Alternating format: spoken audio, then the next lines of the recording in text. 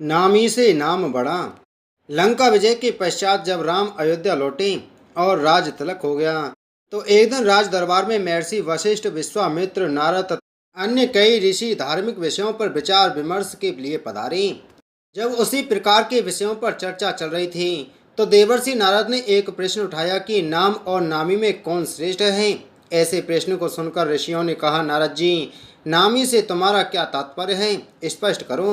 नारद जी ने कहा, ऋषियों, नाम तथा नामी से तात्पर्य है कि भगवान नाम का जप भजन श्रेष्ठ है या स्वयं भगवान श्रेष्ठ हैं। नारद जी की बात सुनकर ऋषियों ने हंसकर कहा, अरे नारद, तुमने यह कैसे बच्चों जैसा प्रश्न किया है। निश्चय ही भगवान श्रेष्ठ हैं, क्योंकि उन्हीं के नाम का तो जप किया जाता है। नारद ने कहा, नहीं, आपकी यह धारणा ठीक नहीं है। मेरे विचार से भगवान से बढ़कर उनका नाम है।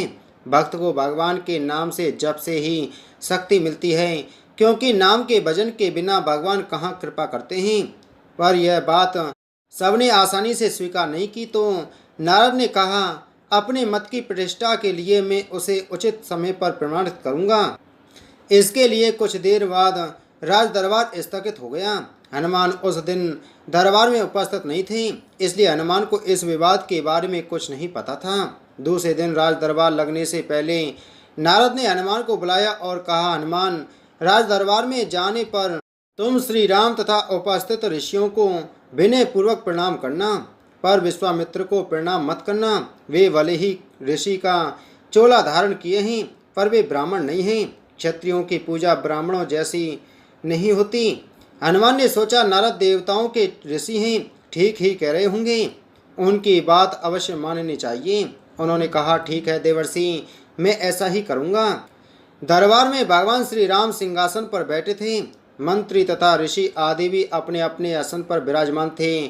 थोड़ी ही देर में हनुमान जी आए, भगवान श्री राम के चरणों में प्रणाम किया, फिर ऋषियों का चरण स्पर्श कर प्रणाम किया। फिर उन्हीं के बीच बैठे विश्वामित्र को ना तो उन्होंने प्रणाम किया और न किसी प्रकार का आदर भाव दिखाया। हनुमान के इस व्यवहार से विश्वामित्र ने अपने को बड़ा अपमानित समझा। वे राजा तथा ऋषियों के बीच इस प्रकार अपनी उपेक्षा या अपमान को सहन न कर सके। तत्काल ही क्रोध में उठ खड़े हुए और श्री राम से बोले, श्री राम, तुमने अपने इस मुंह लगे सेवक की धृष्टता देखी। भरे दरबार में इसने किस प्रकार मेरी उपेक्षा की तथा उद्वत भाव से मेरा अपमान किया। श्री राम ने कहा, गुरुदेव शांत हो जाइए, मैं हनुमान से इस धृष्टता का कारण पूछूंगा। विश्वामित्र का क्रोध शांत नहीं हुआ। उन्होंने कहा, यह तो आपने प्रत्यक्ष देखा, पूछने की क्या आवश्यकता है। अस्त्र शस्त्र के क्षेत्र में मैं तुम्हारा गुरु रहा हूँ, यह गुरु आज्ञा है, इसे दंड दीजिए। नारद ने श्री विश्वामित्र की हाँ में हाँ मिलाई तथा कहा, भगवान विश्वामित्र ठीक कहते हैं, हनुमान ने इसका प्रत्यक्ष अपमान किया है, आपके उद्दंड सेवक को दंड मिलना चाहिए। नारद की बात सुनकर हनुमान असमंजस में पड़ गए। भरे दरबार में अपनी स्थिति देखकर कुछ बोल तो न सके, पर सोचने लग गए कि जिस नारद के कहने से मैंने ऐसा किया, वही नारद अब मेरा बचाव न करके मुझे दंड देने की बात में सहमति जता रहे हैं। नारद का यह चरित्र समझ में नहीं आता। इधर की उधर लगाना और दो लोगों के बीच भ्रम पैदा करके उन्हें लड़ने में इन्हें कौन सा आनंद आता है। भले काम को बिगाड़ने वाला यह कैसे ऋषि है। भगवान श्री राम किसी प्रकार की दंड की घोषणा करते इससे पहले ही नारद ने कहा, भगवान, इस संबंध में शांत भाव से विचार कर कल दंड दीजिएगा। उत्तेजित अवस्था में अभी इस समय हनुमान को दंड देना उचित नहीं। सबने इस सुझाव को स्वीकार किया और सभा स्थगित हो गई। रात को हनुमान नारद के आश्रम में आए और कहा, देवर्षि, आप यह कौन सा खेल खेल रहे हैं। मेरा वध कराकर आपको क्या मिलेगा। मैंने तो जो कुछ अभिनय किया वह आपकी आज्ञा से ही किया था। नारद हंसकर कहा, हनुमान, निराश मत हो, चिंता मत करो। मेरे कहने से तुमने जो किया है, इसके लिए दिए जाने दंड से तुम्हारा कुछ नहीं बिगड़ेगा। तुम्हें दंड मिलेगा, पर तुम्हारा बाल विवाह का नहीं होगा। मैं जैसा कहता हूँ बस वैसा ही कल करना। कल प्रातः काल सूर्य तट पर ओम राम रामाय नमः इस मंत्र का जाप करते रहना। कोई कुछ कहे तुम कुछ मत सुनना, बस यह मंत्र प्रेम भाव से जपते रहना। प्रातः हुई हनुमान जी स्नान कर सरयू तट पर खड़े होकर मंत्र जाप करते। दरबार लग जाने पर जब हनुमान दरबार में उपस्थित न हुए तो श्री राम ने पूछा, हनुमान कहाँ हैं? अभी तक नहीं आए। विश्वामित्र ने कहा, आप आज दंड देने वाले थे, शायद इसलिए डर कर नहीं आया। नारद ने कहा, मैंने अभी थोड़ी देर पहले सरयू तट पर उसे स्नान ध्यान करते हुए देखा है।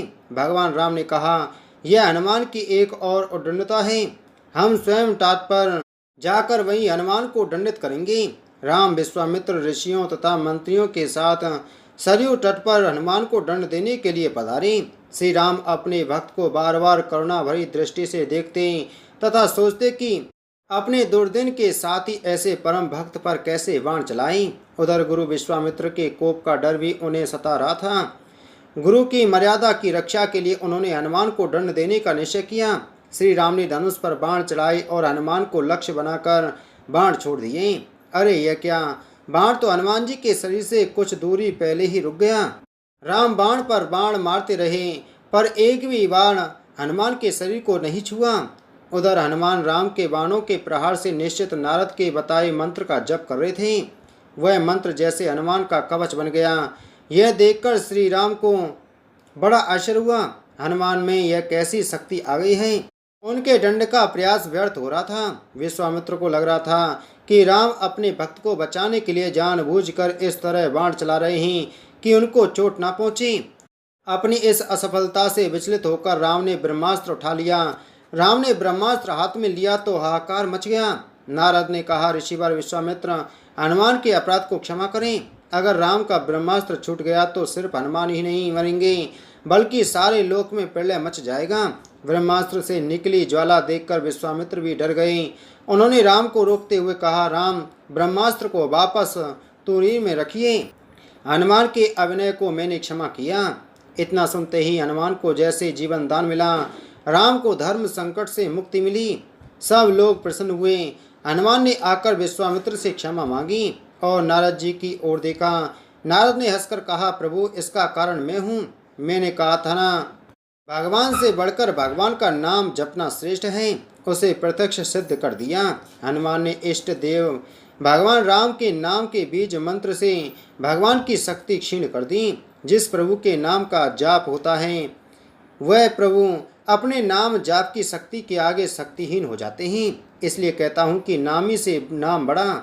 यह कहकर नारद देवलोक को चले गए।